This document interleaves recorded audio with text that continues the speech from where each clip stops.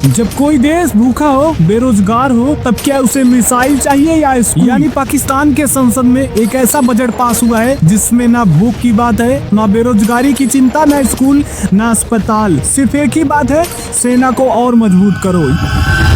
यानी पाकिस्तान ने 2025 का नया डिफेंस बजट पास कर दिया है और ये पहले से 18% ज्यादा है। यानी पाकिस्तान को लग रहा है कि हमें बहुत ज्यादा से ज्यादा टैंक, मिसाइलें और हथियार की जरूरत है। लेकिन सवाल ये है, जब जेब खाली है, IMF से भीख मांगनी पड़ती है, तो फिर सेना के लिए पैसे कहां से आए? क्या पाकिस्तान को भारत का डर इतना ज्यादा है या फिर असली डर अपनी ही भूखी जनता से है? आज हम बात करने वाले हैं पाकिस्तान की पारित उस बजट की जिसे देखकर दुनिया ही नहीं बल्कि पूरी पाकिस्तान की जनता भी रोई है। यानी जहां पाकिस्तान की जनता को रोटी की भूख है लेकिन उनके हाथों में बंदूकें दी जा रही हैं। अब सोचिए, जिस देश में 30% बच्चे स्कूल ही नहीं जा पाते हैं, जहां लाखों औरतें कुपोषण का शिकार हैं, जहां बेरोजगारी 12% के पार है, वहां क्या वाकई डिफेंस बजट को बढ़ाना सही है या फिर ये सब एक पॉलिटिकल स्टैंड है जिससे जनता को भारत डर दिखाकर चुप कराया जा सके? यानी अगर पाकिस्तान की इकोनॉमी की हालत पर एक नजर देखा जाए तो 2024 में पाकिस्तान की अर्थव्यवस्था लगभग ठप हो चुकी है, जहां GDP की ग्रोथ है सिर्फ 0.5%, जो लगभग स्थिरता के बराबर है। बाकी IMF से $3 अरब का कर्ज मिला है, ये कर्ज भी कड़े शर्तों के साथ, जहां जनता पर महंगाई का पहाड़ टूट चुका है। आटा, दूध, गैस, बिजली की कीमतें आसमान छू रही हैं। माहौल ऐसा है कि गरीब परिवारों के लिए रोजमर्रा की जरूरतें जुटाना भी मुश्किल हो गया है। बेरोजगारी बढ़ रही है और सरकार के पास कोई असरदार योजना नहीं है। इतने कर्ज और आर्थिक संकट के बीच भी पाकिस्तान ने डिफेंस बजट में 18% का इजाफा किया है। सोचो, पिछले साल जो 2.1 ट्रिलियन रुपए का बजट था, अब वो बढ़कर 2.5 ट्रिलियन रुपीज हो गया है। यानी जहां इसका मतलब साफ तरीके से दिख रहा है कि और मिसाइलें और टैंक और आधुनिक हथियारों की खरीदारी, सेना को और अधिक ताकतवर बनाने की कोशिश। पर सवाल यह उठता है कि इतना पैसा कहां से आएगा? बता दो, सरकार जो है IMF की सख्त शर्तों को दरकिनार करके रख दिया है, बाकी अपनी जनता का टैक्स बढ़ाकर और आम आदमी पर बोझ डालकर ये खर्च कर रही है।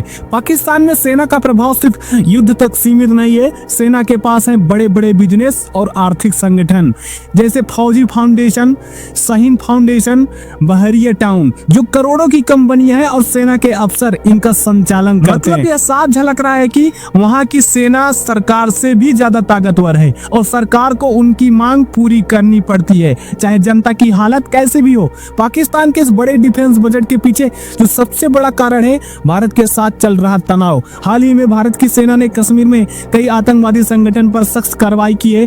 पाकिस्तान में से लेकर भारी सनसनी मची है और सरकार जनता का ध्यान यहां से भटकाने के लिए सेना को मजबूत दिखाने का नाटक कर रही है। वही जनता की हालत इतनी बुरी है कि 30% बच्चे स्कूल नहीं जाते, लाखों लोग कुपोषण से जूझ रहे हैं, बेरोजगारी बढ़ रही है।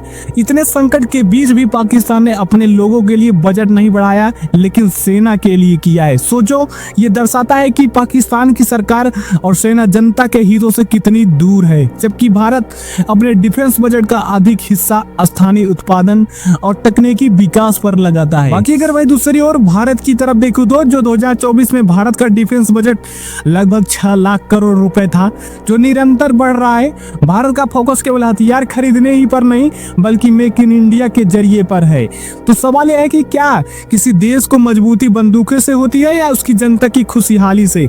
जब कोई देश भूखा हो, बेरोजगार हो, तब क्या उसे मिसाइल चाहिए या स्कूल? पाकिस्तान के इस बजट से जहां साफ होता है कि उनकी सरकार और सेना जनता की परेशानियों से दूर दूर तक है। आखिरकार बंदूकों की गड़गड़ाहट के बीच कहीं जनता की आवाज दब न जाए और कहीं पाकिस्तान का भविष्य उस दिन न आए जब उसके लोग पूछेंगे, हमें रोटी क्यों नहीं मिली, सिर्फ रॉकेट क्यों मिली? सोचो, अगर किसी देश के बच्चे भूखे हों, उसकी माँ आंसू बहा रही हो, उसके जवान बेरोजगार घूम रहे हो, तो उस देश को बंदूक चाहिए या रोटी? शायद पाकिस्तान आज नहीं समझ पाए लेकिन कल उसे इस देश की जनता जरूर पूछेगी और जरूर इस रोटी और रॉकेट के बीच एक नया विवाद खड़ा सामने होगा। इसलिए पाकिस्तान की संसद, अभी तुम्हारे पास समय है, समझ जाओ, क्योंकि बजट बढ़ाना आसान है लेकिन भरोसा जीतना मुश्किल। और जो तुमने यह गलती की है, बंदूक चुन ली है, एक भूख के ऊपर से बढ़ के एक दिन इसका आंसर तुम्हें खुद देना पड़ेगा अपने जनता को। पाकिस्तान की सरकार तुम ये भी सुन लो, सिर्फ सेना लड़ने का काम नहीं करती, वो बिजनेस भी करती है।